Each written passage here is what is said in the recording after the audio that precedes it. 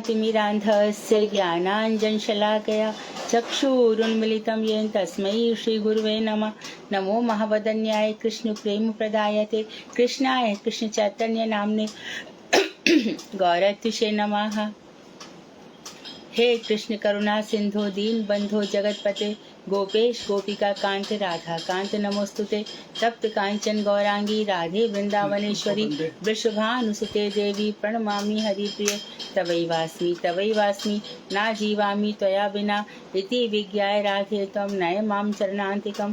गुरुवे गौरचंद्राय राधिकाय तदालय कृष्णाय कृष्णभक्ताय तद्भक्ताय नमो नमः।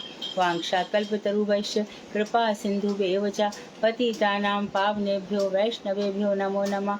श्री कृष्ण चैतन्य प्रभु नित्यानंद श्री अद्वैत गदाधर शिवासादि श्री गौर भक्त वृंद। हरे कृष्ण कृष्ण कृष्ण हरे हरे, हरे राम राम राम हरे हरे। मैं सर्वप्रथम परमाराध्यतम मध्य गुरुपाद पद्म नित्य प्रविष्ट ओम विष्णुपाद अष्टोत्तर शतक श्रीमद् भक्ति वेदांत श्री नारायण गोसाई महाराज परमाराध्यतम मध्य शिक्षा गुरुपाद पद्म नित्य प्रविष्ट ओम विष्णुपाद अष्टोत्तर भक्ति वेदांत श्री बावन गोसाई महाराज के श्री चरण कमलों में असंख्य कोटि दंडवत प्रणाम कर उनकी अहेतु की कृपा की वांछा करती हूँ। मैं ग्रंथ राशि चतन शिक्षामत तदीय रचयिता ओम विष्णुपाद सच्चिदानंद श्री भक्ति ठाकुर की श्री चरण कमलों में कोटि कोटि दंडवत प्रणाम कर उनकी अहेतु की कृपा की प्रार्थना करती हूँ। मैं उपस्थित श्रोता मंडली वैष्णवी सभी के लिए यथा योग्य बंधन अभिवादन दंडवत करती हूँ। तो हम फल्गु वैराग्य झूठा वैराग्य जो मरकट वैराग्य के समान बताया गया। मरकट वैराग्य में प्रभुपाद जी कह रहे थे कि जैसे बंदर होता है और नग्न घूमता है कि मुझे किसी से कोई सरोकार नहीं है, कोई मतलब नहीं है, लेकिन वो 10-10 बंदरियाओं का चिंतन करता घूमता है। ये मरकट वैराग्य होता है। प्रभुपाद जी इसकी व्याख्या में इस प्रकार से बता रहे हैं। और मरघट वैराग्य शमशान तक जाते हैं तब तक तो राम नाम सत्य है और जैसी घर पर आ जाते हैं माया नाम सत्य है। तो ये सब झूठे वैराग्य हैं, इनको मिथ्या वैराग्य कहा गया। और युक्त वैराग्य, तो युक्त वैराग्य में क्या होता है कि भगवान से तो विशिष्ट राग, वैराग्य मतलब विशेष राग प्रेम हो जाता है और संसार प्रपंच से हमारा राग छूट जाता है, क्योंकि संसार मिथ्या है, भगवान सत्य है।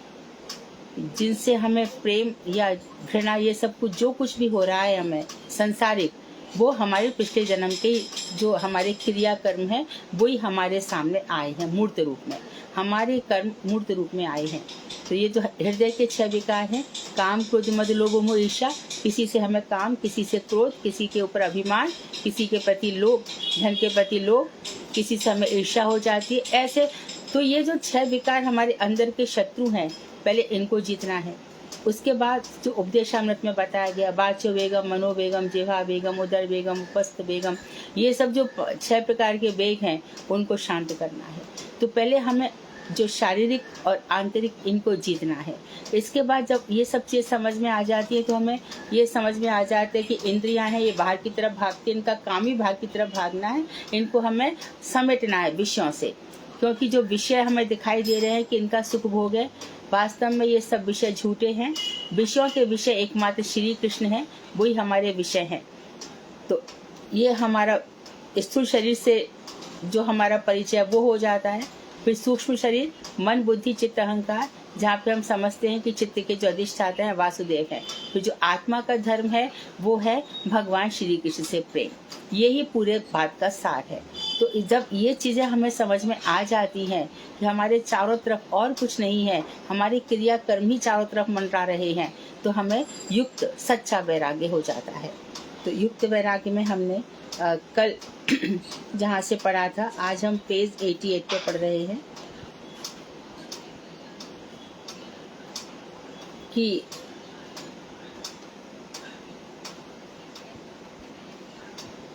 हमने ये पढ़ लिया था शायद, यथा योग्य विषयों को स्वीकार करो जितनी जरूरत है, यथा योग्य अर्थात झूठे त्यागी मत बनो। भोजन की आवश्यकता है, जितना भोजन है लेना चाहिए, सुबह शाम जितना है उसमें। अरे हम नहीं खाते, हमने त्याग कर रखा है, और 2 दिन तो भूखे रह गए और 2 दिन के बाद 4 दिन उससे भी ज्यादा खा लिया। ऐसा नहीं करना है। अरे हम मैं घर पे आई या कोई महात्मा घर पर आए तब तो हमने ये त्याग कर दिया, वो त्याग कर दिया, उनको दिखाने के लिए, और फिर हम बाद में फिर वापस क्या वो चकाचौंध वाले कपड़े पहन लिए और हमारा मुंह हमने पोत लिया, लिपस्टिक, काजल और ये सब कर लिया, क्योंकि अब हम अपना जीवन, तो ये जो हम रंग बदलते हैं पग पग पे गिरगिट की तरह, ऐसे लोगों को गिरगिट कहा जाता है। किसी के सामने कुछ और, किसी के, ये वैराग नहीं है, ये बिल्कुल वैराग नहीं है। जब भगवान से सच्चा प्रेम होता है फिर इंसान सच्चाई में जीता है। जैसा मैं अंदर से हूँ वैसा ही मैं बाहर से भी हूँ। मेरे मन में, मेरे वचन में, मेरे कर्म में, तीनों में कोई अंतर नहीं होगा। मैं वही कहूँगा जो मैं करूँगा, जो मैं सोचूंगा वही करूँगा, वही कहूँगा। इस तरह से महात्माओं का जीवन होता है। तो जब हम अपने जीवन को इस तरह से सफल बना लेते हैं, ये होता है युक्त वैराग्य। किसी के मुंह पे कुछ, वहाँ कुछ, भेद बुद्धि वालों का तो समझो कभी भी कल्याण नहीं है, कभी भी कल्याण नहीं है। ऐसे झूठे लोगों का, दिखावटी लोगों का, कृत्रिम बनावटी लोग। तो यथा योग्य, जहाँ पर जैसा विषय उसको स्वीकार करो। जो मुख्य आवश्यकताएं हैं, रोटी, कपड़ा और मकान, ये सबको जरूरत है। रोटी है, कपड़ा भी चाहिए तन को ढकने को, और मकान भी चाहिए रहने को। रघुनाथ दास गोस्वामी जब रह रहे थे राधा कुंड पर, तो यद्यपि राधा जी अपना आंचल फैला करके उनकी रक्षा कर रही थी धूप से, तब भी जब वहां पर से रूप गोस्वामी निकले तो उन्होंने यही कहा, रघु, किशोरी जी को कितना कष्ट होता है, तुम्हें कुटिया क्यों नहीं बना लेते हो? तो छोटी सी भजन कुटीर बना ली। तो घर पे भी जितनी आवश्यकता हो उतना ही हमें घर पे, और बार बार हर 6 महीने में फर्नीचर चेंज होना चाहिए, अरे हमारे घर में 5 साल हो गए, कोई रेनोवेशन नहीं हुआ, ये सब नहीं होना चाहिए। इसी के लिए प्रभुपाद जी का उपदेश है कि हम ईंट पत्थर के, लकड़ी के कारीगर नहीं हैं। हम ये सब बनाने यहाँ पर नहीं आए हैं, हम भजन करने आए हैं। लेकिन फिर भी यदि मकान टूटा है तो बनाना तो पड़ेगा ही।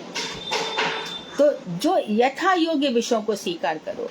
जहाँ पर रहकर, जिन कपड़ों को पहनकर मेरा आराम से भजन होता है, जो वस्तु खाकर मेरा आराम से भजन होता है, जहाँ पर रहकर मेरा आराम से भजन होता है, उसका हमें चिंतन करना चाहिए।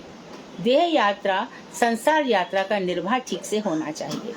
छत टूट रही है, बरसात गिर रही है, तो हम भजन कर पाएंगे क्या?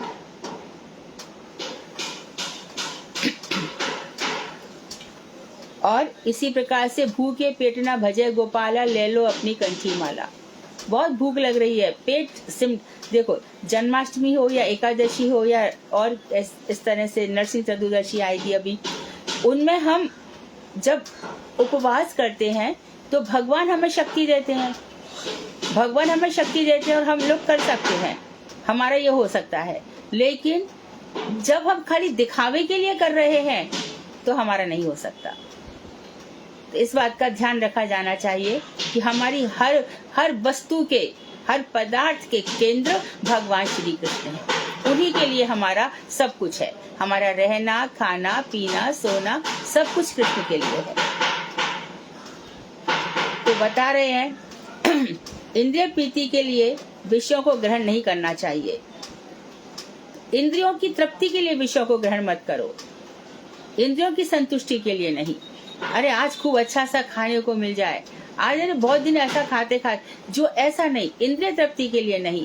किसके लिए करना है बस? और इसी को भगवान कहते हैं गीता में, अहम वैश्वानरो भूत्वा पचाम्यन्नम चतुर्विधम। मैं 4 प्रकार के भोजन को पचाता हूँ, वैश्वानर अग्नि बनकर। तो भगवान ने ये पाचन शक्ति दी है, तो ये अग्नि जो पेट में दी है उसको हम ज्वलित रखते हैं। कहा जाता है ना, भैया भोजन के बाद पानी मत पियो, थोड़ा सा पानी पियो, कुल्ला मात्र करो। क्यों कहा जाता है? क्योंकि पानी डालोगे तो अग्नि बुझ जाएगी, पचाएगा कौन?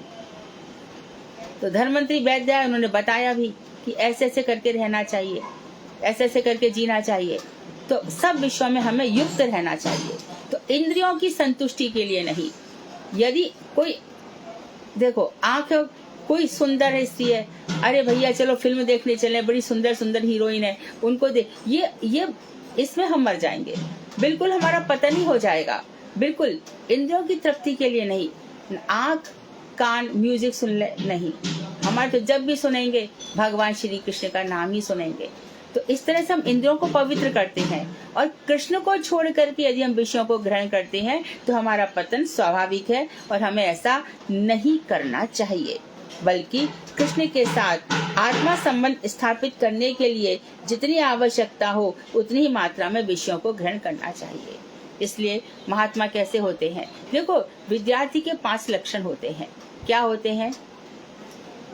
काक चेष्टा, बको ध्यानम, श्वान निद्रा तथैव च, अल्पाहारी, ग्रह त्यागी, विद्यार्थी 5 लक्षणम।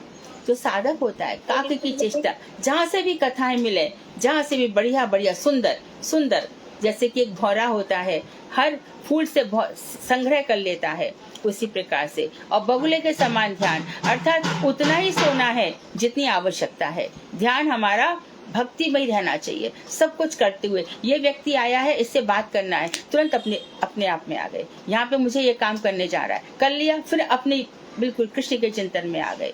इस प्रकार से जैसे बगुले का ध्यान मछली पर रहता है, कब वो आंख बंद करके रहता है, कहाँ से मछली पकड़ लूं। श्वान निद्रा, कुत्ते जैसी नींद होनी चाहिए, बस अरे 4 बजे अब नहीं समय सोने का, फटाक से उठ गए। अल्पाहारी, कम खाने वाला होता है। ग्रह त्यागी, घर में आसक्ति नहीं रहती, घर में आसक्ति, तो वो साधक है ना, एक लक्ष्य वो निकल पड़ता है, उसको मालूम है कि ये मार्ग तपस्या का मार्ग है। तपस्या कैसी? भक्ति का मार्ग है। यहाँ पे ये सब तो होना ही है, ये होगा ही, इसलिए घबराने की जरूरत नहीं। तो उतनी मात्रा में विषयों को ग्रहण जरूर करना चाहिए। इस प्रकार कुछ ही दिनों में आत्म प्रसाद रूप फल को प्रदान कर विषय स्वयं ही प्रपंचित आत्मा को छोड़ देंगे। देखो कितनी सुंदर बात कही है। तो हाँ दीदी, एक बार पेज नंबर बताइए। Page number 88। 88 में 1 2 3 4 5 6 7 7वीं लाइन है। इस प्रकार कुछ ही दिनों में आत्म प्रसाद रूप फल को प्रदान कर। तो ऐसा करने से कौन सा फल मिलेगा? फल को अंडरलाइन कर लो, आत्म प्रसाद, प्रसन्नता मिलेगी आत्मा को ऐसा करने से। जब हम कृष्ण को विषय बना करके प्रसाद इत्यादि कर रहे हैं, पहन रहे हैं, है ना। अभी सर्दी है, हम तो त्यागी हैं, रजाई छोड़ दी, नहीं, ऐसा नहीं करना है। जो भी भगवान के सब मौसम है, हमें कोई अरे भैया वो तो देखो बद्रीनाथ केदारनाथ गए, वहां पे नग्न रह करके वो तपस्या कर रहे हैं, तो क्या पा रहे हैं? मेरा जीवन कृष्ण की प्रसन्नता के लिए। जब हम ऐसा करते हैं तब क्या मिलता है? उसका फल क्या बताया? इन चीजों का फल आत्म प्रसाद, आत्मा प्रसन्न रहती है। गीता में उसी बात को कहा, ब्रह्म भूता प्रसन्नात्मा ना शोचति ना कांक्षति। जो कृष्ण भूत हो जाती है आत्मा, वो बड़ी प्रसन्न रहती है, कभी शोक नहीं करती और कभी इच्छा नहीं करती। ध्यान रहे, जो हमेशा दुखी रहता है उसकी भक्ति अभी उदित नहीं हुई है, क्योंकि उसको भगवान पे भरोसा ही नहीं है। भक्त पूरा भगवान पे भरोसा करते हैं कि हमारा, वैसे भी तो भगवान चला रहे हैं, तो भरोसा करके क्यों नहीं रहे? कल क्या होगा तो भगवान के ऊपर ही है, तो पूरा क्यों नहीं आज से उनको छोड़ दे। तो आत्म प्रसाद रूप फल को प्रदान कर विषय स्वयं ही प्रपंचातीत आत्मा को छोड़ देंगे। अब आत्मा का एक विशेषण बताया, आत्मा का एक एडजेक्टिव बताया। ये आत्मा कैसी है? प्रपंचातीत। आत्मा में कभी ये संसार होता ही नहीं है, ये संसार से अतीत है। लेकिन हमने माया का आवरण ओढ़ रखा है, इसलिए आत्मा का प्रकाश हमें दिखाई नहीं दे रहा। जैसे जैसे ज्ञान होगा, ज्ञान से माया का आवरण का कलमश हटता जाएगा, आत्मा प्रकाशित होती चली जाएगी, दूर दूर तक प्रकाशित होगी, वहां तक, और सारा की सारा ज्ञान इसके अंदर आ जाएगा। तो आत्म प्रसन्नता रूप फल मिलेगा, और विषय संसारी जितने भी विषय, शब्द स्पर्श रूप रस गंध,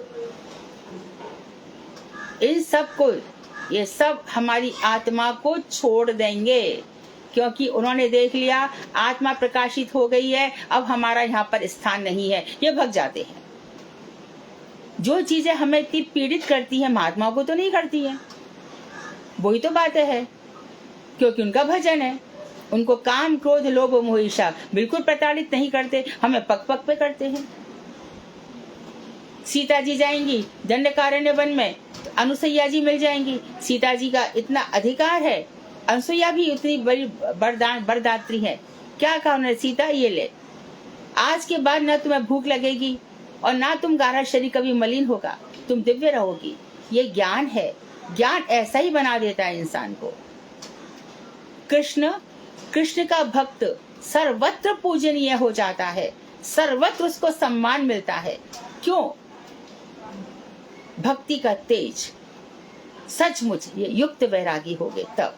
तो युक्त वैरागियों को ये सब नहीं परेशान करते। इसी प्रकार से क्या होगा, जब हम कृष्ण के लिए ही खाएंगे, कृष्ण के लिए ही हमारा सारा जीवन होगा, तब जो हमारी शुद्ध आत्मा है विषय इसको छोड़ देंगे खुद ही। फिर हमारा ये प्रश्न नहीं होगा हमारा कब ऐसा होगा। तो उत्तर वहां से गुरु वर्ग से हमेशा एक ही उत्तर आएगा, भजन करो भजन करो भजन करो। इसीलिए तुम भजन करोगे, विषय अपने आप छूट जाएंगे। आम लटका है पेड़ पर, पक गया, छूट जाएगा।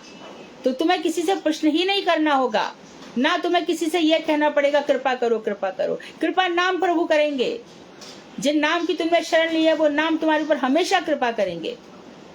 द्रौपदी ने कृपा करो, किसने करी कृपा?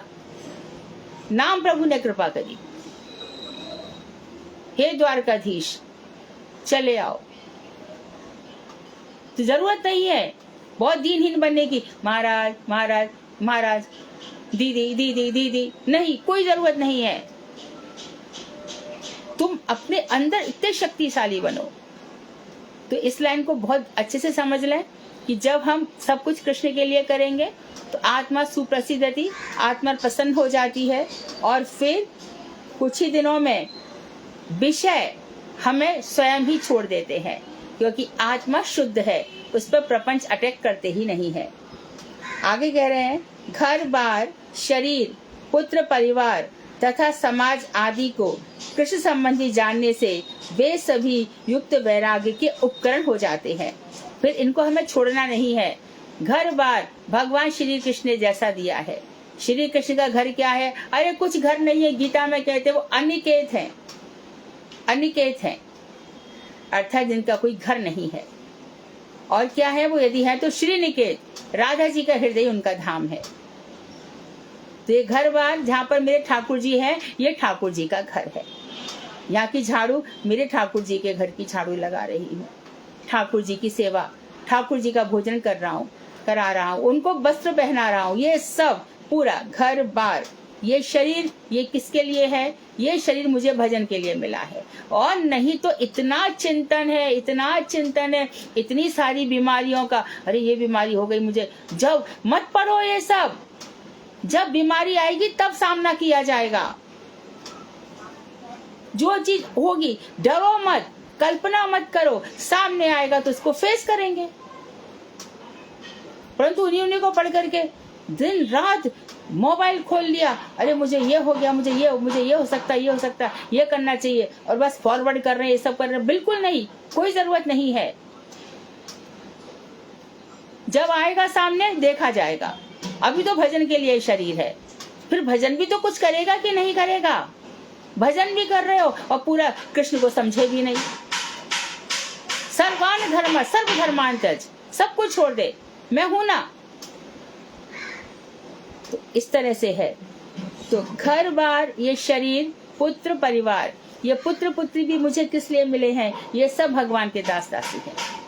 भक्तिविनोद ठाकुर को सरस्वती प्रभुपाद मिले कि नहीं मिले? अद्वैताचार्य को अच्युतानंद जी मिले कि नहीं मिले? शची माता को चैतन्य महाप्रभु मिले कि नहीं मिले? तो ये पुत्र परिवार तथा समाज आदि ये सब कृष्ण संबंधी है। समाज आदि भी, यदि मानो हम चले गए वहां पे समाज में और किसी का विवाह या कुछ भी है, ये सब ठीक है। जैव धर्म में भी बताया ना, थोड़ा सा संबंध रख लो, थोड़ा संबंध रखने में कोई बुराई नहीं है, कोई बुराई नहीं है। हरे कृष्णा।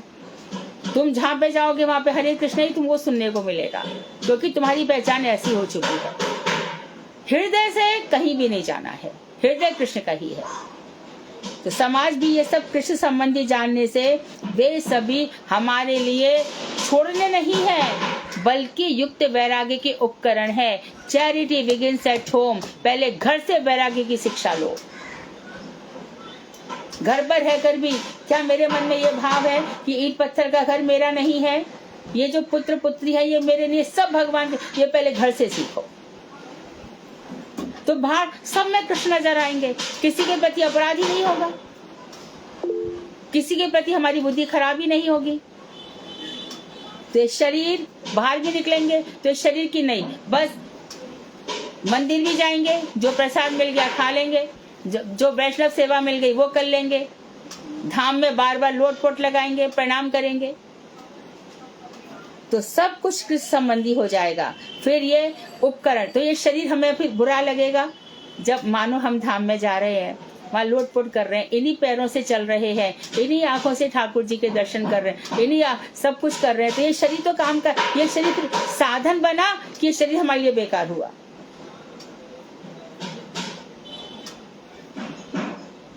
मानो घर बार में किसी का पति, किसी का बेटा, किसी की बेटी, किसी का बहन आपको साथ लेके जाते धाम में, तो वो साधन बने कि छोड़ देने योग्य बने। इसलिए सहज भाव से भगवान श्री कृष्ण की इच्छा थी, ये मुझे ले जा रहा है भगवान, बस चले, हाँ चलते हैं। अरे धाम के मेरे पास टिकट की व्यवस्था नहीं है, मैं दे रही हूँ ना, तू क्यों चिंता कर रही है, ठाकुर जी की इच्छा, चलो। तो ये सब साधन बन जाते हैं। अपने हृदय को बदलना चाहिए। मेरा कब छूटेगा, मेरा कब छूटेगा, पता नहीं ये कब मरेगा, कब मरेगी, कोई जरूरत नहीं है। जब तक आपका वैराग्य पूर्ण नहीं हो जाता, उस व्यक्ति को भेजा इसीलिए गया है, आपके जीवन में खलल डालने के लिए, व्यवधान डालने के लिए, कि सोचो संसार कैसा है, इसलिए विरक्त हो जाओ। तो ये घर बार सब हमारे लिए क्या बन जाते हैं। अब घर पे भी आजकल परेशानियां कम है, घर में हमेशा कुछ ना कुछ कराना ही पड़ता रहेगा। कभी प्रॉपर्टी टैक्स दे दो, कभी इलेक्ट्रिसिटी बिल दे दो, कभी ये मेंटेनेंस का दे दो, कभी पियोन का दे दो, कभी झाड़ू वाली का। ये घर में रहना भी कितना सिर दर्द है। तो इन सब चीजों से क्या होता है, धीरे धीरे वैराग्य हो जाएगा। क्या मेरा जीवन दिन भर झाड़ू पोछा में चला जाएगा? नहीं, मैं ठाकुर जी के घर का कर रही हूँ। फिर देखो क्या व्यवस्था होती है, सब कुछ भगवान का समझ करके। तो ये उपकरण जो हमें अभी तक दुख दे रहे थे, ये उपकरण, ये हमारे लिए भक्ति के साधन बन जाते हैं। अंतर्निष्ठा होने से ऐसा सहज ही संभव होता है। और उन्होंने बिल्कुल साफ कह दिया, तुम्हारे हृदय में निष्ठा होनी चाहिए, सब सहज चले, स्वाभाविक, प्रयास करने की कोई जरूरत नहीं है। जैसे दुख कहकर नहीं आते, सुख भी आने दो, जो सुख दुख आने दो, आते, तुम दृष्टा बन जाओ, देखते रहो। सबसे बड़ा दुख जीवन में क्या होता है, किसी का मर जाना, किसी का मर जाना, अपना प्रियजन मर। और यदि उस समय हमने समझ लिया ये मरकर कहीं नहीं गया, हमारे आसपास ही है और इसका मेरा इतना ही साथ था, वहां तक तो ठीक है। अरे अब भविष्य कैसे होगा, वो सोचने का अधिकार हमारा नहीं है।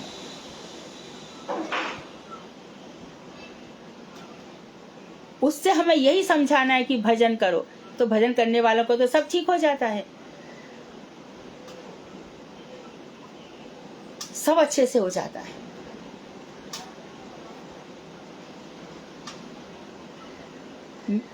नाइन्थ 10th में जब हम थे, तब चतुर्वेदी लड़की थी, उनकी शादी हो जाती है 10-12 साल की, और वो लड़की विधवा हो गई। चतुर्वेदी तो आपको पता है, गोरे चिट्टे इतने सुंदर होते हैं, इतनी सुंदर। और वो लड़की जरा सी, हम लोग तो वो पहन के जा रहे हैं, स्कर्ट ब्लाउज है ना जो स्कूल का यूनिफॉर्म है, उस बेचारी को साड़ी पहना दी गई। वो समझती भी नहीं है कि विधवा का क्या अर्थ होता है। हम लोग के साथ बैठ के हंस भी लेती है कभी, लेकिन घर से वो सफेद साड़ी ऐसे पहन के आती थी। एक बार उसके पिताजी टीचर के पास आए थे, तो उनकी आंखों में भर भर आंसू थे, मेरी लड़की का क्या भविष्य होगा, आप इसको पढ़ाइए, टीचर बनाइए, जीवन अच्छे से चल जाएगा। जीवन में बहुत कुछ हो जाता है। और वहीं पर यदि भगवान का नाम का सहारा ले लिया तो भैया यहाँ से सब पार हो जाते हैं। उनके अलावा पार कराने वाला कोई भी नहीं है, कोई भी नहीं है। बड़ी बड़ी दिक्कतों से कोई मर गया तो मत समझो कि जीवन खत्म हो गया, कभी नहीं होता। इतना ही समझना कि इतना ही साथ था। आगे चलो, रुको मत। समय तो आगे बढ़ रहा है, तुम क्यों रुक गए? तुम भी समय के साथ, समय आगे बढ़ रहा है। मेरे और मंत्र हो जाता, और मंत्र हो जाता, और मेरा कुछ भगवान की सेवा हो जाती। तो ऐसे करके हमको फिर वैराग्य आ जाता है। तो अंतर्निष्ठा, ये अंतर्निष्ठा, हृदय में निष्ठा होनी चाहिए। बाह्य निष्ठा केवल लोक व्यवहार के लिए होनी चाहिए। तो ये जो समाज इत्यादि है, ये व्यवहार निभाना है। बाहरी निष्ठा हो, आप कहीं गए, बस आ गए, बाद में अपना भजन। बाहरी निष्ठा रखो, समाज में आना जाना है तो रख लो, कोई बात नहीं है। संत महात्मा भी तो कभी कभी विवाह शादी में आते जाते हैं कि नहीं जाते। मानो एक परिवार है जिसके घर से बहुत सामग्री मठ में आती है। अब उस परिवार में एक विवाह हो गया, संत जाते कि नहीं जाते? और मानो वो 10 मिनट के लिए चले जाते हैं तो 10 दिन का, 10 महीनों का चिंतन खत्म। अपने आप ही वहां से सामग्री आएगी, देंगे ही देंगे। तो ऐसा लोग व्यवहार रखने में क्या बुराई है? बाहरी रूप से रखो, अंदर से नहीं। निष्कपट रूप में अंतर्निष्ठा होने पर भव बंधन और प्रपंच संबंध वे दोनों शीघ्र ही दूर हो जाते हैं, निष्कपट रूप से। और उसमें ये भी है कि स्वार्थ की भावना नहीं हो। इस पर देखो, और एक चीज है, मेरे को गुरुदेव की बात याद आ रही है। महाराज जी जब बम्बई में घर घर में आते थे तो महाराज जी बोलते थे कि तुम ये मत समझो कि मैं तुमसे मनी कलेक्शन के लिए आया हूँ। नारद जी युधिष्ठिर आदि के घरों में जाते थे। किस लिए जाते थे? उन लोगों का उद्धार करने के लिए, भक्ति देने के लिए। हम लोग आते हैं तो भगवान की बातें बताने के लिए आते हैं। तो उनका ये है निष्कपट रूप से। तो निष्कपट रूप से वो लोग आए, बिना किसी स्वार्थ के, बिना किस लिए आए? किस लिए आए? इन लोगों का कल्याण हो, इन लोगों की भक्ति बढ़े, ठहर ना जाए मई तक मेरा बहुत हो गया, अब मैं और क्या करूं? नहीं, और आगे और आगे। तो निष्कपट रूप से वो देने आते हैं। तो इस तरह जब हो जाता है, और हमारी भी अंतर्निष्ठा जब निष्कपट हो जाती है कि हाँ मुझे भक्ति के लिए मेरे सब काम होते हैं, तब 2 काम हो जाते हैं। एक तो संसारी बंधन छूट जाता है, और दूसरा प्रपंच से संबंध बिल्कुल हट जाते हैं। आप देखो, अब जो कल मैं जिस माता पिता के लिए पागल हुई पड़ी थी, विवाह हो गया था तो भी मैं माँ माँ पिता पिता सारे टाइम, क्यों? किस लिए? अरे मुझे उनको ये करना, मेरी माँ ने बड़े दुख झेल कर मुझे पाला पोसा। अरे किया, जन्म थोड़ी माँ बाप ने दे दिया। आत्मा किसने दी? आत्मा तो ठाकुर जी ने दी है ना, जिससे तुम भजन कर रहे हो। माँ बाप माध्यम है, ये ठीक है, हर किसी के, तुम्हारे या मेरे नहीं, सारे संसार में सभी के, गुरु जी के भी, हमारे भी, सबके भी। लेकिन प्रपंच में फंसना नहीं है, जुड़ाव उतना ही रखो।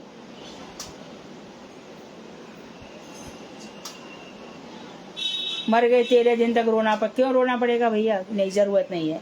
तो प्रपंच से संबंध, संसार से संबंध, ये दोनों ही छूट जाते हैं। आज हमको बहुत जरूरत है, हमारी उम्र हो गई है, हम 70-80 वर्ष के हो रहे हैं, बेटा बेटी पास में होने चाहिए, कृष्ण का नाम होना चाहिए। अनाथ नहीं कोई यहाँ, त्रिलोकीनाथ साथ है, दयालु दीन बंधु के बड़े विशाल हाथ हैं। वो 100-100 हाथों से 100-100 लोगों को भेज करके अपने भक्तों की रक्षा करते हैं। क्या बिगाड़ लिया दुर्वासा जी ने अम्बरीश का? सुदर्शन को पहले से फिक्स कर रखा था। तो जो हजारों उदाहरण हम देखते हैं भक्तों के, तो वहां पर पता चलता है कि भगवान का नाम सब जगह उनकी रक्षा कर रहा है। तो ये भव बंधन छूट जाएगा, और प्रपंच, संसार से संबंध, ये दोनों शीघ्र ही शीघ्र ही दूर हो जाते हैं जब हमारा सब कुछ कृष्ण के लिए होता है। भक्ति जिस अनुपात में, जिस मात्रा में शुद्ध रूप में उदित होगी, बिल्कुल शुद्ध, अर्थात न कर्म मिश्रा है, न ज्ञान मिश्रा है, न आरोप सिद्धा है, न संग सिद्धा है, एकदम शुद्ध है।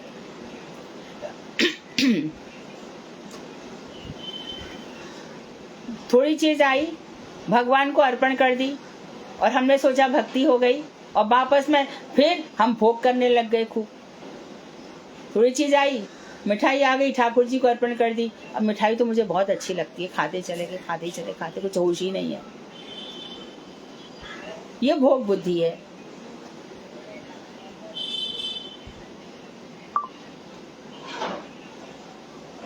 उतना ही ग्रहण करो जितना शरीर को आवश्यकता है, उतना ही ग्रहण करो, उससे अधिक नहीं। वो फिर भोग बुद्धि हो जाएगी। तो जिस अनुपात में भक्ति, जिस मात्रा में उदित होगी, उसी अनुपात में शुद्ध ज्ञान भी आएगा, शुद्ध वैराग्य भी आएगा। तो पहले ज्ञान और पहले वैराग्य आए ऐसा नहीं है, पहले भक्ति आएगी, फिर ज्ञान और वैराग्य भी अपने आप आ जाएंगे।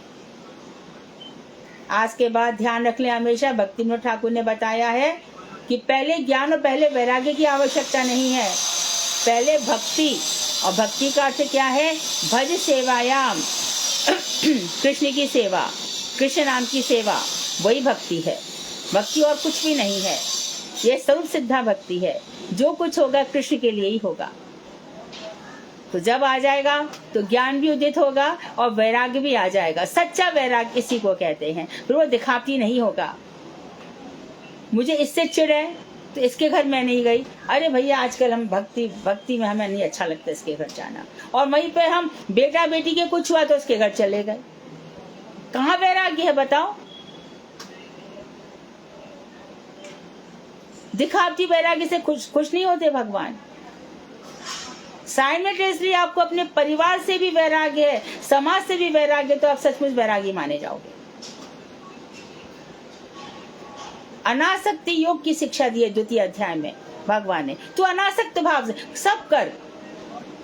कैसे मारू ताऊ जी को? कृष्ण क्या कह रहे हो आप? पितामह को मारू, दादाजी को, धृतराष्ट्र के बच्चों को मारू? कैसी बात कर रहे हो आप? तब तू किसको मारेगा? ये धर्म क्षेत्र है, इसमें कर। ये जन्म दिया है संसार में, भक्ति कर। बाकी मैंने नियम बना दिया है।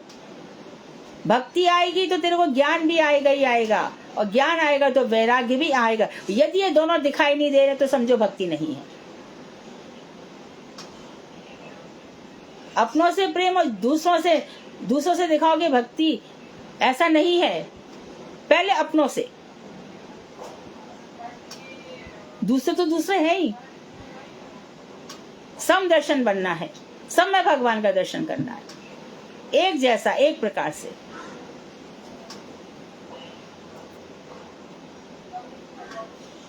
तो शुद्ध भक्ति होने पर, अर्थात न कर्म को भक्ति नहीं माना जा रहा, ज्ञान प्रधान भक्ति नहीं है, संग सिद्धा।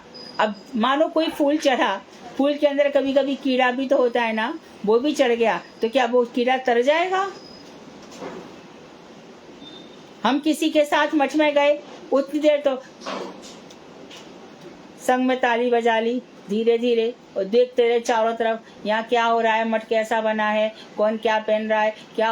आधे लोग तो, आधे क्या 80% लोग इसीलिए ही जाते हैं। देखते हो भैया क्या पा लिया तुमने, क्या मिल गया, समय बर्बाद किया। तो इसलिए शुद्ध ज्ञान, शुद्ध भक्ति और शुद्ध वैराग्य, सच्चा वैराग्य, सचमुच का, ये उचित होंगे। सरल भक्त जीवन में केवल कृष्ण नामाश्रय ही सर्वोत्तम साधन है। जो सच्चे सरल होते हैं, ऐसे भक्तों के जीवन में हम देखेंगे बस कृष्ण नाम का आश्रय लेता है, ना किसी से बोलता है, ना चालता है, ना पंचायत करता है, कुछ नहीं, बस मुस्कुराते रहते हैं, कृष्ण कृष्ण कर। वो कृष्ण के सच्चे भक्त ऐसे होते हैं। भगवान कृष्ण के नाम में डूबे हैं, उन्होंने उसी का आश्रय ले रखा है। कल मैं रिटायर हो जाऊंगी तो क्या खाऊंगी? अरे जिसने जीवन दिया है उस चींटी को भी भगवान देते हैं, तो हमको क्यों नहीं देंगे? फिर भगवान के चरणों में अपराध क्यों नहीं भरोसा है?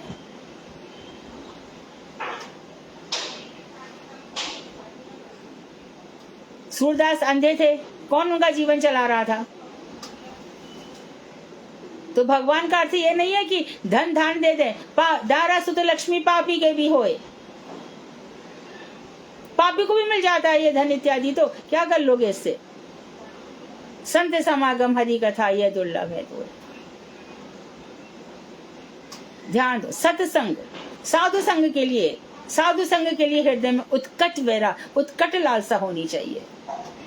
तात स्वर्ग अपवर्ग सुख धैर्य तुलाइक अंग, तूल न ताहि सकल मिल जो सुख लव सत्संग।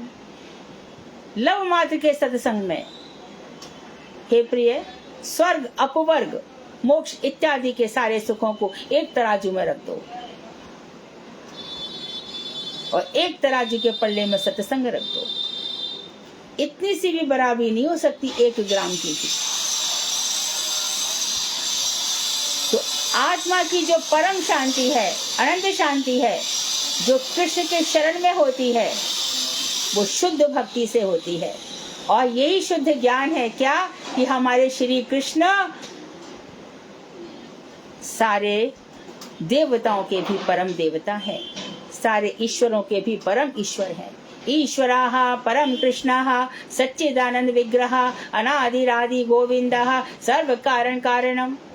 वो ब्रह्मा के भी ईश्वर है, वो शंकर के भी ईश्वर है, वो गणपति के भी ईश्वर है, वो सारी सृष्टि के भी ईश्वर है। मेरे को बनाने वाले भी वही है। अनादिकाल से उन्होंने मेरे को इस संसार में प्रकट कर दिया है। अब बहुत मैंने माया के चक्कर में पड़ गया, अब नहीं, अब मैंने उनको पा लिया। अब तो वो है और मैं हूँ।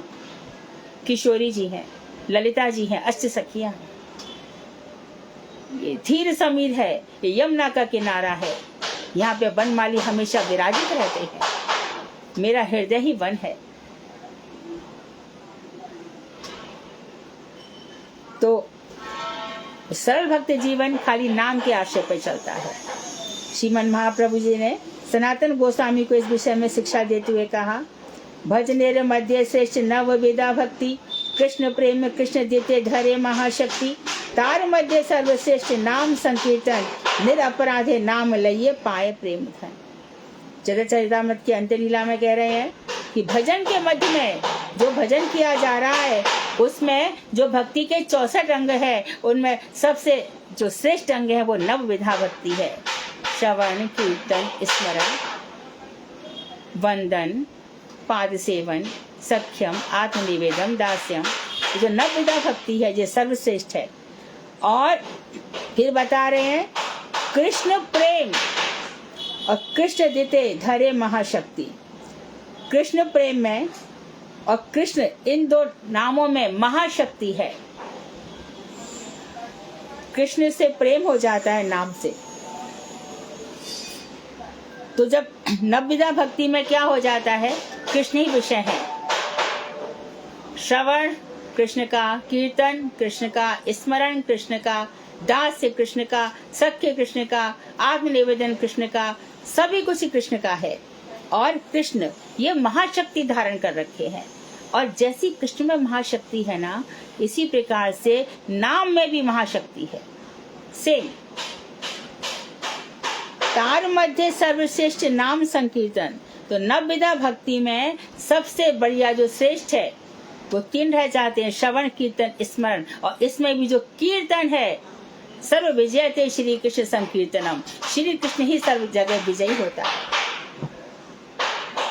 निरपराधे नाम लइए पाए प्रेम धन। निरपराध होकर सब कुछ देखो, कोई बहुत भक्ति कर रहा है, बहुत नाम ले रहा है भगवान का, लेकिन नाम भगवान का आश्रय नहीं लिया। नाम तो जप रहे हो, नाम नाम ही मेरा आशय है, नाम ही मेरी लाठी है, नाम ही मेरा धन है, नाम ही मेरी संपत्ति है, नाम ही मेरा सब कुछ है। ये संबंध नहीं हुआ तो हमारा सब करा कराया बराबर है, सब मटिया मीठ है। संबंध लैया भजे, कृष्ण से हमारा संबंध मजबूत हो, नाम से हमारा संबंध मजबूत हो और निरपराध, अपराध नहीं रहे। सबसे पहला अपराध वही है कि शंकर इत्यादि देवताओं को समान समझ लेना, और दूसरा अपराध यह कि देवताओं की निंदा करना। सब में भगवान कृष्ण व्याप्त हैं, सब मेरे ठाकुर जी के ही हैं, सब में ठाकुर जी का दर्शन करो।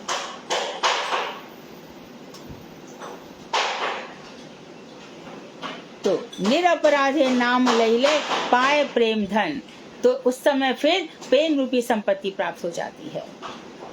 तो महाप्रभु जिसको स्पर्श करते थे वो प्रेम में बावलाई हो जाता था। जब ये प्रेम आता है ना, तब सब छूट जाता है, कुछ छोड़ना नहीं पड़ता, सब अपने आप छूट जाता है। आगे बता रहे हैं और भी कहते हैं, आगे उन्होंने खुद भी इसको स्पष्ट किया है।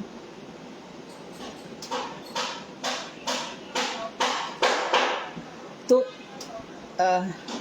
कुबुद्धि छाड़िया कर श्रवण कीर्तन, अचिराते पावे तवे कृष्ण प्रेम धन। नीच जाति नहे कृष्ण भजने अयोग्य, सतकुल विप्र नहे भजने रे योग्य। जय भजे से ही बड़ अभक्त हीन छार, कृष्ण भजने नाही जाति कुलादि विचार। जिनिर अधिक दया करे भगवान, कुलीन पंडित धनिर बड़ अभिमान। तो भगवत भजन के जितने भी अंग हैं उन सभी में 64 अंगों में 9 अंग प्रधान हैं। वे 9 अंग हैं श्रवण कीर्तन स्मरण पाद सेवन अर्चन बंधन दास सख्य और आत्मनिवेदन। नवदा भक्ति के 9 अंगों में से किसी एक अंग का आचरण करने से भी कृष्ण प्रेम की प्राप्ति हो सकती है। जैसे कि सुखदेव को कीर्तन से हुआ और परीक्षित को श्रवण से हो गया, अक्रूर जी को बंधन से हो गया। मातृ बंधन ही तो कर रहे थे, रथ में दोनों बैठे हैं कृष्ण बलराम जी और बोले कि चलो मैं यमुना जी में नहा के आ जाता हूँ। तो अक्रूर घाट ब्रह्महित पे नहाने गए तो नीचे देखा क्या, वही कृष्ण बलराम पानी के अंदर है। यही क्या, प्रणाम किया, बंधन यहाँ पे किया, फिर देखा रथ में ये तो वहां पे फिर से बैठे हैं, उधर भी बंधन किया। समझ में नहीं आया कहीं भूल तो नहीं हो गई। बाद में फिर जमुना जी में डुबकी लगाई, फिर दोनों को सामने देखा, फिर बंधन किया और फिर सामने देखे तो भाई कृष्ण ने इतना ही पूछा, अक्रूर चाचा इतने क्यों घबरा गए हो, क्या हो गया। तो कोई भी एक अंग से बलि ने आत्मनिवेदन कर दिया, बलि ने अपना सब कुछ समर्पण कर दिया। अम्बरीश के अंदर नवदा भक्ति थी, हनुमान जी में दास्य थी, वो दास्य भक्ति से ले गए, अर्जुन सखा भाव से प्राप्त कर गए। तो इनमें से किसी एक अंग का आचरण करने से कृष्ण प्रेम की प्राप्ति हो सकती है, परंतु इन 9 अंगों में भी भगवान श्री कृष्ण के नाम का संकीर्तन सर्वश्रेष्ठ है। नाम का संकीर्तन करो, कहीं भी गाओ तो ऐसे शब्द बोलो जिसमें भगवान के नामों का ही उच्चारण होता रहे। बहुत सारे नाम लेने की जरूरत नहीं है। मानो कीर्तन करना है, श्री कृष्ण गोविंद हरे मुरारे, हे नाथ नारायण वासुदेव। भगवान के नाम, गोविंद हरे गोपाल हरे, जय जय प्रभु दीन दयाल हरे। पूरी लाइन में संकीर्तन चलना चाहिए, हर एक लाइन में। मेरो राधा रमण गिरिधारी, गिरिधारी श्याम बनवारी। ये है संकीर्तन। पग पग पे ठाकुर जी का नाम निकले।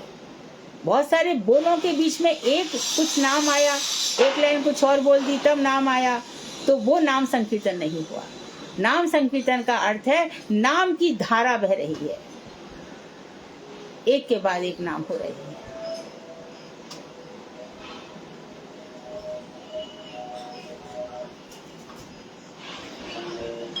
यदि निरपराध होकर, बार बार एक ही बात कह रहे हैं, निरपराध होकर, जो धाम अपराध है, सेवा अपराध है, नाम अपराध है, इन सब वैष्णव अपराध है, इन सब को छोड़ करके यदि हरिनाम का कीर्तन किया जाए तो बहुत कम समय में ही कौन देगा? भगवान नहीं कह रहे, देखो शब्द देखो, श्री नाम प्रभु कृपा पूर्वक प्रेम धन को प्रदान कर देते हैं।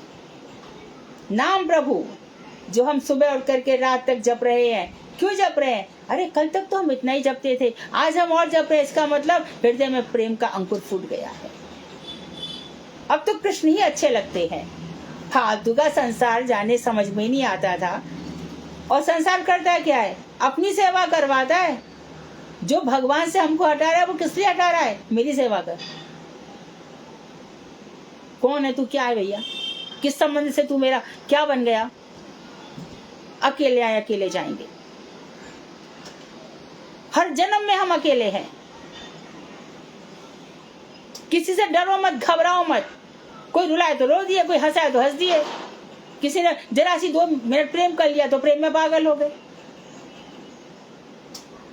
ये सब शारीरिक है, सब दैहिक है। अपनी आत्मशक्ति को बढ़ाओ, और वो किससे बढ़ती है? नाम से। ये नाम प्रभु सब कुछ दे देते हैं, छप्पर फाड़ के देते हैं।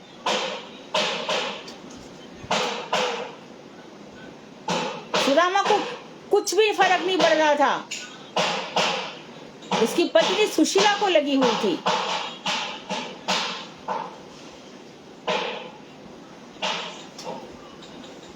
मेरे ही हरि के पद पंकज, 12,000 ल देख परीक्षा, औरन को धन चाहिए बाबरी, बामन को धन केवल भिक्षा।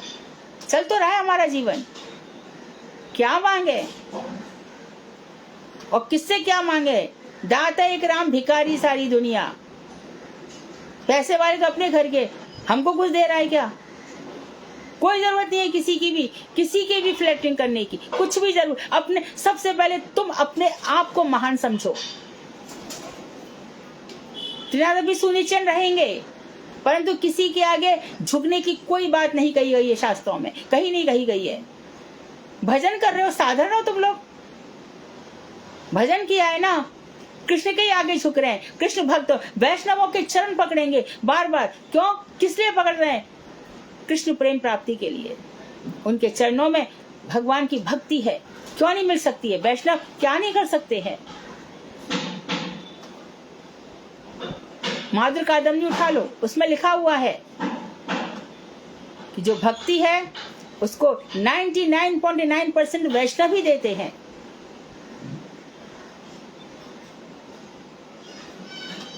वैष्णव और अवैष्णव को पहचानने की शक्ति तो सनक सनंदन में भी नहीं थी। जय विजय को कहाँ समझे? वो वैकुंठ में गए, शाप दे डाला, भगवान विष्णु के पार्षद हैं। कोई कैसे समझेगा कौन अच्छा वैष्णव है कौन नहीं है? इसलिए क्यों मगजमारी कर रहे हो? सनक सनंदन को पता चला कौन सही वैष्णव है। और संसार के लोग भी, कल भी मैं बता रही थी ना, ये प्रभुपाद जी कह रहे हैं ये सब बातें, ये जो मैं बोल रही हूँ प्रभुपाद की बातें बोल रही हूँ। कांच में शहद रखा और हमको लगता है हमको मिल गया। तो ऐसे जो भक्ति विनोद ठाकुर बता रहे हैं, हमें ऐसे जीवन जीना होगा।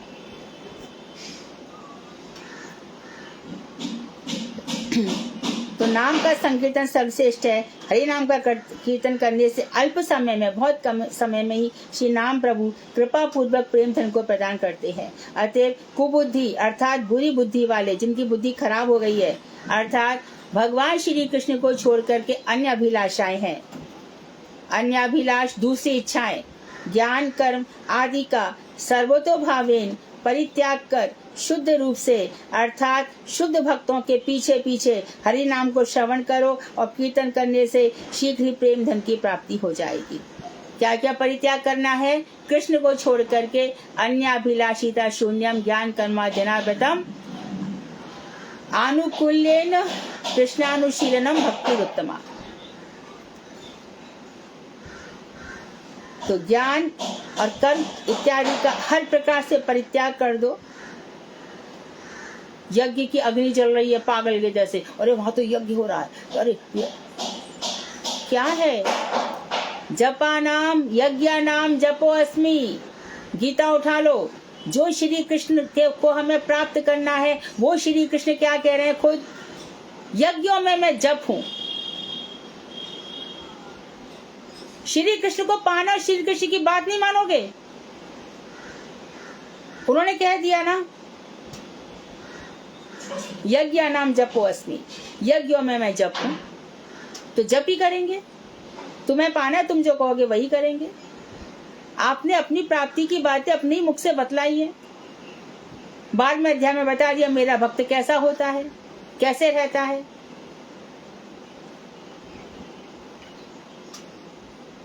तो भक्ति के लक्षण बताए, भक्त के लक्षण बताए। तो जो जो आप बताते गए हम वैसे वैसे बनते जा रहे हैं। अब आप जानो, आपका काम जाने। तो कुबुद्धि कौन कौन सी है? अन्य भगवान श्री कृष्ण को छोड़ करके और अभिलाषाएं, जैसे कि मैं बार बार याद दिलाती रहती हूँ, हर उपनिषद में लिखा है 3 इच्छाओं में मनुष्य अपने जीवन को बर्बाद कर देता है, अपने जीवन की आहुति दे डालता है। मेरे पुत्र वंश चलता रहे, मुझे धन मिलता रहे और मेरे को प्रतिष्ठा मिलती रहे। कनक कामनी भी, यानी पुत्रैष्णा वित्रैष्णा खत्म हो जाती है, प्रतिष्ठा की आशा अच्छों से नहीं छूटती। ये सब अन्याभिलाषाएं हैं। ज्ञान, मुझे ये ब्रह्म है। और जो लोग ये बोलते हैं कि मैं ब्रह्म हूं, मैं ब्रह्म हूं, तू ईश्वर है, तो तू वो तो लाखों कोटि वर्षों तक नरक में ही जाएगा। तू भगवान बन गया, कुछ लक्षण तो दिखा भगवान के। तू भी भगवान, तेरा पुत्र भी भगवान, तेरे बेटे बेटी सब भगवान, में ब्रह्म हूं, मैं ब्रह्म हूं। तो ये इन सब का परित्याग कर शुद्ध रूप से, अर्थात शुद्ध रूप से जो शुद्ध भक्त हैं भगवान के, उनके अनुगत्य में हरि नाम को उन्हीं से सुनो और फिर उन ऐसी शुद्ध भक्तों के साथ कीर्तन भी करो। इससे बहुत जल्दी प्रेम धन की प्राप्ति हो जाती है। कृष्ण भजन में जीव मात्र का अधिकार है। हर कोई व्यक्ति भगवान श्री कृष्ण का भजन कर सकता है। इसमें कौन छोटा है, कौन बड़ा है, कौन ऊंचा है, कौन नीचा है, ये कोई भेद नहीं होता। ना नीच जाति में सबसे नीच जाति कौन सी? अंत्य, जो चारों जाति से बाहर है। श्वान भोजी, कुत्ते का मांस खाने वाला। शूकर भोजी, सुअर का मांस खाने वाला। ये लोग भी यदि कृष्ण भजन के लिए अयोग्य हैं, यानी ना तो ये लोग अयोग्य हैं और ना सतकुल में उत्पन्न विप्र कृष्ण भजन के लिए योग्य हैं। तो इसमें कुल की कोई बात नहीं है कि कोई बहुत अच्छे, मैं बड़ा ब्राह्मण, मैं सारस्वत परिवार में हूँ, मैं गौड़ परिवार, गौड़ मेरा वो है ब्राह्मण, तू भजन कर लेगा, ऐसा इसका कोई विधान नहीं है, कुछ भी नहीं है। जीव मात्र ही भगवान का भजन कर सकता है। वो जो भजन करता है वही श्रेष्ठ कुल वाला है, अच्युत कुल का है, वही श्रेष्ठ जाति का है, चाहे उसका जन्म किसी भी कुल में क्यों ना हुआ हो। तथा उच्च वंश में उत्पन्न ब्राह्मण यदि भजन नहीं करता तो वो घृणास्पद, उससे घृणा करनी चाहिए। ये लोग घर घर जाते हैं, शतचंडी करा लो, ये करा लो, कर्म कांड करते हैं। राहु बहुत नाराज है, ढैया लग गई है, 7.5 लग गई है, और यही सबसे ज्यादा कहेंगे अरे भगवान को लगी, तुम्हारा तो बात क्या है। तभी तो हम लोगों को भगवान ने बनाया है, तुम लोगों के दुख दूर करने के लिए। तो ब्राह्मण श्रेष्ठ, आप अपने दुख दूर कर लो भाई, तुम्हारे लिए भगवान ने नहीं बनाई क्या, जो घर घर जाकर के ये सब कर रहे हो। तो महाराज जी के लेक्चर जिन्होंने सुने वो जानते हैं, महाराज जी बिल्कुल पसंद नहीं करते थे कि इन लोगों के पास जाकर के कर्मकांड इत्यादि कराना। कुलीन पंडित और धनियों को बड़ा अभिमान होता है, जिनका अच्छे कुल में जन्म होता है, और जो पंडित हैं अपने को थोड़ा बहुत पढ़ लेते हैं, और जो धनवान है उनको पैसे का बड़ा अभिमान होता है। तो ये अभिमान, नल कुबर मणिग्रीव को धन का बड़ा अभिमान था। भगवान ने कहा जा तू वृक्ष बन जा, पड़ा रहे, बहुत धन है, धन चाहिए तेरे को, जा। तो धन का अभिमान करो तो भगवान बड़ा विनाश कर देते हैं। और जो धन होते हुए भी वैष्णवों की सेवा नहीं करते, उसको भी भगवान छोड़ते नहीं। इस मानो इस जन्म में मिल भी गया तो अगले जन्म की गारंटी है? क्या तुमने ऐसा किया जो भगवान तुमको धन देंगे? क्या करके आए थे ऐसा? दीन व्यक्तियों में स्वाभाविक रूप से नम्रता होती है, इसलिए उन पर भगवान अधिक दया करते हैं। उनके यहाँ प्रेम ज्यादा होता है। जो साधारण लोग हैं दीन व्यक्तियों में, क्योंकि वो तो यहाँ पे बता दिया कि अभिमान जहाँ पर होगा, वो कहावत कही जाती है ना, कौशल्या ने जब पूछा राम तूने रावण को मार दिया, तो बोले माँ मैंने नहीं मारा रावण को उसके अहम ने मारा है। तो इन लोगों का उद्धार क्यों नहीं होता? क्योंकि ये लोगों के अंदर दैन्य नहीं होता। भगवान किसी को दीन क्यों बनाते हैं, अपने भक्तों को दीन क्यों बनाते हैं? वो इसी कारण बनाते हैं कि ये विनम्र रहें और इन पर मेरी भगवान की कृपा की बरसात दीन लोगों में होती है। आप देखो जिस पेड़ में बहुत फल होते हैं वही झुके रहते हैं, जो बादल बरसात करने वाले होते हैं वही झुक झुक कर आते हैं। जो नल बहुत ऊंची मंजिल में चढ़ाना होता है उस नल के पाइप को बहुत नीचे चलाया जाता है। हम वैष्णवों की दीनता का अर्थ पता नहीं क्या निकाल लेते हैं। तो इनमें स्वाभाविक रूप से दीनता होती है, इसलिए भगवान उन पर अधिक दया करते हैं। मैंने सोचा है कि मैं ना रोज 4 पेज पढ़ाऊंगी, लेकिन मैं इसको पूरा नहीं कर पा रही। मैं आगे से और जल्दी कोशिश करूंगी। वांछा कल्पतरुवैश्य कृपा सिंधुवेव च पतितानां पावनेभ्यो वैष्णवेभ्यो नमो।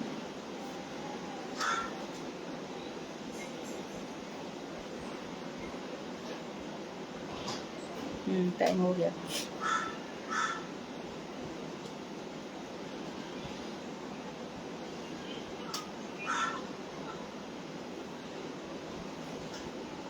कल पढ़ेंगे वर्णाश्रम में हरि भजन की प्रणाली। 3 वर्ण और 4 वर्ण और 4 आश्रम, वहाँ पे हरि भजन की क्या प्रणाली। इसको पढ़ करके सब लोग विद्वान हो जाएंगे, मालूम है। सारे सब वेद उपनिषद सबका सार है इसके अंदर।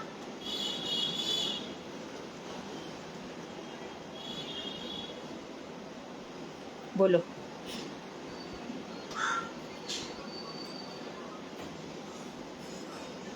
हरे कृष्ण दीदी। हाँ दीदी आपने प्रपंचातीत वर्ड का क्या अर्थ बताया था? किसका?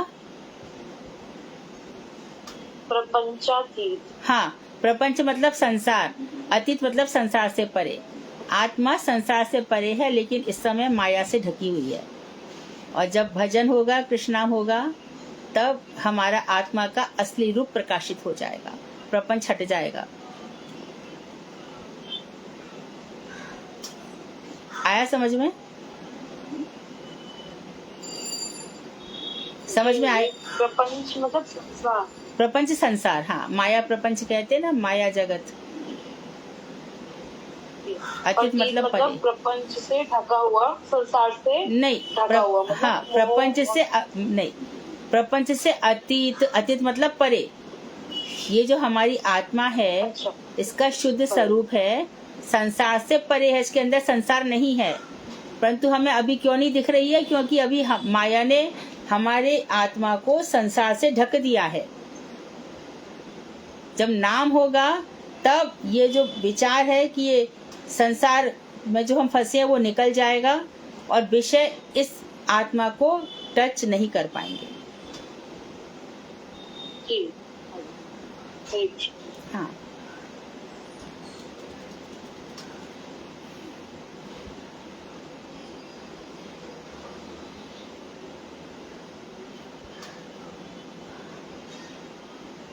कुछ और? हरे कृष्णा दीदी। हाँ दीदी, जैसे ये लिखा है कि नवदा भक्ति के 9 अंगों में से किसी एक अंग का आचरण करने से कृष्ण प्रेम की प्राप्ति हो सकती है। वो जयानंद प्रभु बोल रहे हैं। हाँ हाँ हाँ, हरे कृष्ण। हाँ, तो जैसे श्लोक में बता रहे हैं, श्री विष्णु शर्मन परीक्षित भवद्वासी कीर्तन प्रहलाद स्मरण तड दंगी भजने लक्ष्मी। जैसे विष्णु परीक्षित जी ने शर्मन से और सुखदेव स्वामी जी ने कीर्तन से, प्रहलाद जी ने स्मरण से, तो ये जो सबने जो भक्ति प्राप्त करी है बताते हैं कि इसमें कि ये कोई साधारण नहीं थे, तो ये नियम हमारे ऊपर लागू नहीं होगा कि मैं सिर्फ हरि नाम ही करूंगा या मैं सिर्फ कथा ही सुनूंगा। हमें नवदा भक्ति का ही पालन करना पड़ेगा ना दीदी। भक्तिविनोद ठाकुर जैसा नहीं कह रहे। अच्छा, मैं भक्तिविनोद ठाकुर के विरोध में कैसे बोलूं? मैंने दीदी श्लोक में पढ़ा था तो इसलिए मैं आपसे हाँ, श्लोक तो आप पढ़ रहे हैं वही वाला कि कौन कौन किस में पारंगत था, है ना? तो उसी को कह रहे हैं कि जैसे श्रवण में परीक्षित है, कीर्तन में सुखदेव है, स्मरण में प्रहलाद है, इसी तरह से किसी भी एक अंग का पालन करने से भक्ति हो सकती है। लेकिन दीदी कहते हैं कि लेकिन हम जैसे भक्त जीवों के लिए हम अगर सोचें कि सिर्फ मैं तो बस हरि नाम करूंगा और कहीं नहीं कुछ नहीं सेवा करूंगा, नहीं, ऐसा उन्होंने नहीं कहा है। उन्होंने तो बाद में कहा ना कि शुद्ध भक्तों के साथ श्रवण कीर्तन करो, बाद में कहा है ना, अपनी अगली लाइन में तुरंत उन्होंने कहा है कि शुद्ध भक्तों के साथ श्रवण कीर्तन करने से शुद्ध ज्ञान, शुद्ध भक्ति, शुद्ध वैराग्य उदित हो जाएंगे। श्रवण कीर्तन स्मरण तो हर हालत में करना है, करना पड़ेगा। वो करना ही होगा। वो महाप्रभु का उपदेश भी है ना, शांति अव्यर्थ कालत्तो, ये वाला जो श्लोक है। तो धाम में बसती, तो बसती है, धाम में भी वास करना पड़ेगा, साधु संग करना पड़ेगा, ये सब तो है। इन सब के बाद यदि एक स्टेज आ जाती है, ये सब करते करते करते एक स्टेज आ जाती है, तो उससे भक्ति हो जाती है। जितने जैसे कि कितनी लोग गिरिराजी में है, बरसाने में है, बिहार वन में है, इस सबको सुनने के बाद उनका हृदय परिपुष्ट हो गया। अब वो खाली नामनिष्ठ हो गए। नामनिष्ठ करके भगवान मिल रहे कि नहीं? ठीक है दीदी, ठीक है। दीदी भजन कीर्तन हो जाए आज? हाँ, कोई प्रश्न तो बाकी नहीं है? दीदी मेरा है, हरे कृष्ण। हाँ दीदी जैसे ना, जैसे हम पढ़ाई कर रहे हैं, जो हम समझ रहे हैं, तो मैं ना जैसे फर्स्ट सेकंड चैप्टरों में पिछला ना भूल जाती हूँ, तो फिर मैं क्या करूँ? नोट्स बनाओ। सबसे अच्छा प्रोसेस वही है लिखने का। तुम खुद अपने लिए नोट्स बनाओ, पढ़ करके ना मुझे ये चीज है, फिर उनको तुम देखोगी कि महीना 2 महीना में तुम्हें सब कुछ याद रहने लग गया। महीना 2 महीना लगेंगे, फिर तुम परफेक्ट हो जाओगी। हाँ, नोट्स बनाओ। हमारे ऐसे और भी लोग हैं जिनको याद नहीं रहता था, अभी वो सब लिखते हैं तो देखो याद रहता है, सब याद आ जाता है। दीदी तभी तो सतयुग में पहले हमारा एक ही वेद था, ऋग्वेद। उसको फिर व्यास देव जी ने देखा कि आगे क्या होगा कलयुग में, मंद बुद्धि। पहले अथर्ववेद था, बाद में फिर देखा कि लोगों की बुद्धि कम होती जा रही है, तो फिर उसका विस्तार किया। राइट। पहले गुरुदेव बोलते थे तो बस शिष्य को श्रवण हो जाया करता था, लेकिन कलयुग में ऐसा नहीं होगा। हाँ, मंदमती है ना, मंदमती। और दूसरे आकर्षण बहुत है कलयुग में। पहले हमारे लिए दीदी कितना वो सोच के, मतलब हमें सब कुछ पता था कि हम इतने मंदबुद्धि होंगे ही होंगे। कुछ तो था हमारे अंदर कि अभी भी हमारा जन्म हो रहा है, मरण हो रहा है, अभी भी हमने भजन किया ही नहीं ठीक से। दीदी वो उनको देखो हमारी कितनी चिंता है।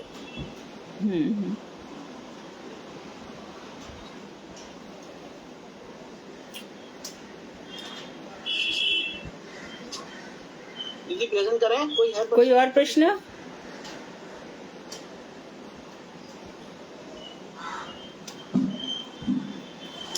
कोई प्रश्न नहीं है, आप गाइए। ठीक है।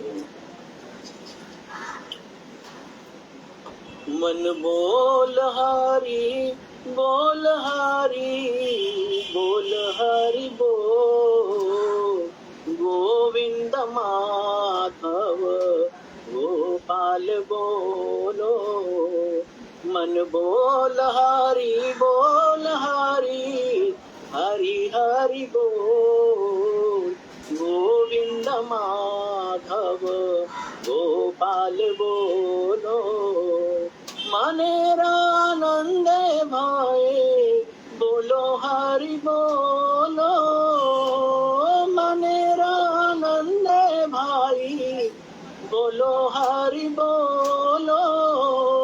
मन बोल हरि बोल हरि हरि हरि बोल गोविंद माधव गोपाल बोलो जनमे सुखे बोलो हरि बोलो जनमे सुखे बोलो हरि बोलो मानव जन्म पाए बोलो हरि बोलो मन बोल हरि बोल हरि हरि हरि बोल गोविंद माधव गोपाल बोलो सुखे थाके दुखे थाके बोलो हरि बोलो सुखे थाके दुखे थाके